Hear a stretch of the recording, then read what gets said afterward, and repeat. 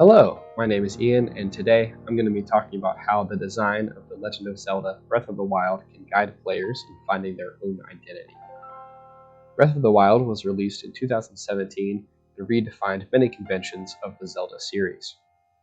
The story of the game is heavily driven by player exploration and choice, and players interact with the world by controlling Link from a third-person perspective.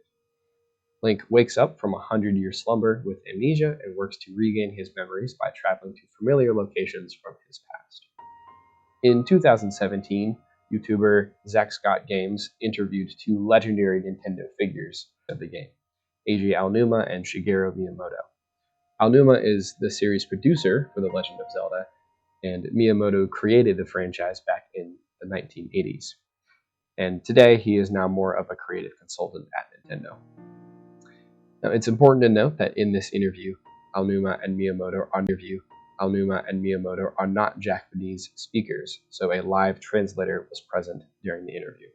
This could lead to some discrepancies in word choice between Japanese and English. In any case, Link is very well known as being a silent protagonist. In the interview, Aonuma states, "The Link from Breath of the Wild doesn't have much of a character, and that was done intentionally. We wanted the players to be able to relate to Link and to play as themselves." Now, the Legend of Zelda series has been around for over 30 years.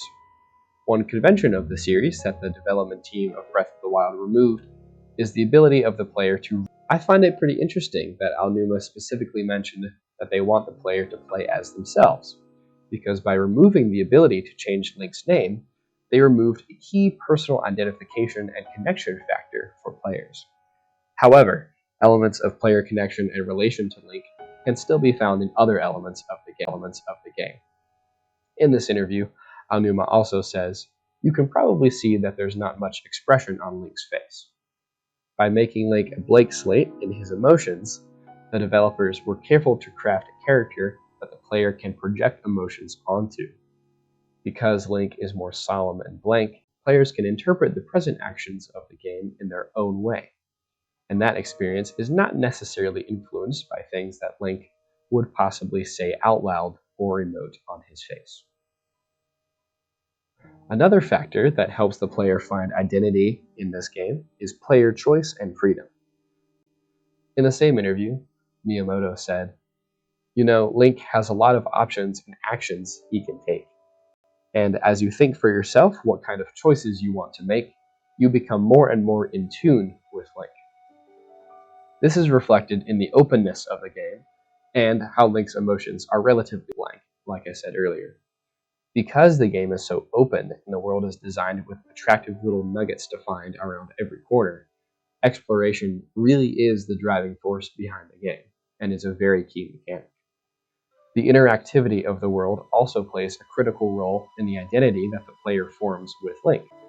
The player is free to explore Hyrule as they wish. In addition, the world of Hyrule in Breath of the Wild is very quiet and serene. The game paints an excellent atmosphere of nature reclamation. Buildings are covered in vines, and familiar locations are in ruins. The title of the game, Breath of the Wild, is an excellent descriptor of this version of Hyrule. Now, I have been very fortunate to embark on many backpacking and hiking trips in the real world. And I can say very confidently that being far out in nature can be very peaceful and relaxing.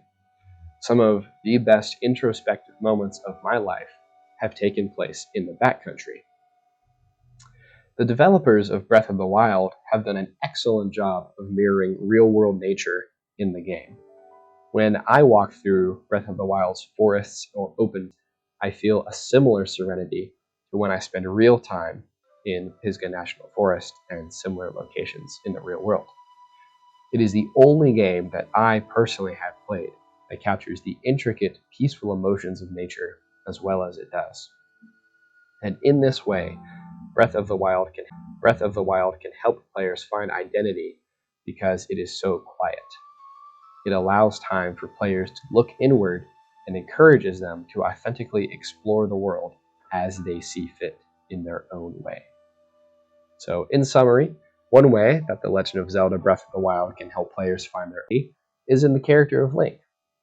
Link is quiet and not very expressive, so players can project their own feelings and ideas onto the avatar that he is. In addition, because the world of Hyrule mirrors the delicate, peaceful intricacies of real-world nature, players can find solace in moments of swishing grass or lapping waves. This can evoke similar responses to being deep in a real forest and stopping to smell the roses. Breath of the Wild teaches us that deep meaning can be found in quiet, contemplative experiences. Spending time in admiration of anything can make oneself appreciative of the environment that they are in, whether it be digital or material. That is all I've got for today. I hope that you have gotten something valuable out of this podcast.